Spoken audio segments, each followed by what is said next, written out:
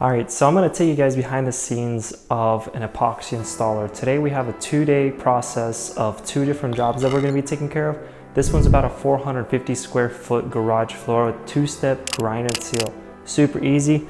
Right now we're currently at the project, so we have a few oil stains here and there, but we're gonna go ahead and grind it down with 16 Rapidas from XPS.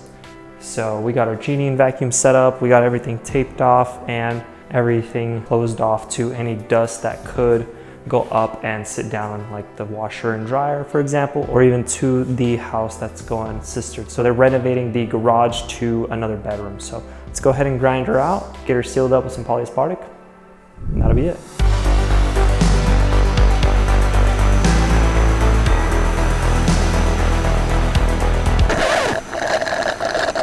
Alrighty, so we filled in the garage door edge where it drops down for the garage door to sit down in there with some fast drying concrete. And while I was waiting for that concrete to dry, I started grinding.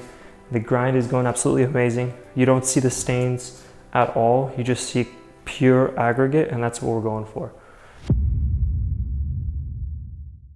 All right, so we're here at the next job. We're waiting for that crack filler to dry at the other job. So we have this floor here. This is my very first metallic floor that I've done, and it turned out absolutely amazing. It had its complications with unevenness, top coats and stuff like that. So what we did is we filled it and flooded it with clear resin without a top coat. And as everyone knows, epoxy doesn't really hold well against scuffs and scratches. So they called us back out here, I wanna say a year and a half later. So we're gonna go ahead and swing it with the red buffer. If it doesn't take out much of the imperfections, we're gonna use the black buffer, go to the red one, and then hit it with the white buffer.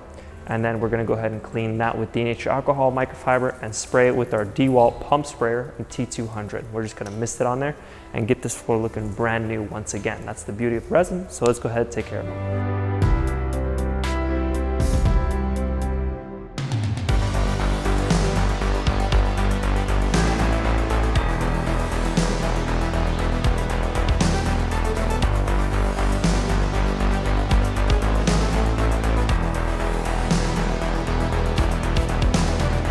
After the floor's been sanded down, we're gonna go ahead and put down this T200 top coat using a DeWalt sprayer from Home Depot for only 70 bucks. It sprays down evenly across the entire floor and looks absolutely beautiful once it's completed. Alrighty, so the T200 has laid down perfectly. I used about 2.5 gallons, and I took the other half and put it back in the T200 just so I could save it for next job, and I cleaned out my sprayer. But after everything has been laid out, she's looking beautiful. Nice and glossy, just the way we like it. I went ahead and grinded down all of the crack filler on the concrete floor to expose all the aggregate so that I can't see any of the crack filler. I'm ready to install the polyaspartic top coat. I'm gonna magic trowel it on there and then back roll with an 8-inch roller. But before I do that, I'm gonna delint this roller for about 5 minutes in some rubber gloves.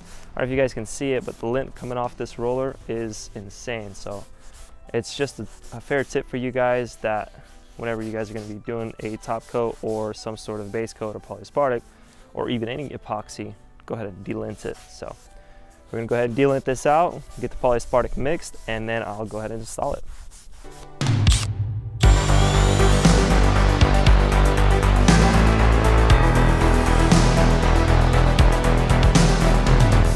All right, so polyaspartic has been installed. We squeegeed it and then back rolled with an 18-inch roller. Both ways, everything glassed out pretty smoothly. She's gonna be drying about 2 hours. Let's take a look how it turned out. So hopefully y'all enjoyed today's video. We just did a simple epoxy polyaspartic grind and seal and a T200 recoat on this floor I did about 2 years ago. Normally floors like these also can be very complicated if you don't do them right. It's like I always say, if you don't do them right, it's gonna be a nightmare and you can just lose a lot of money and time.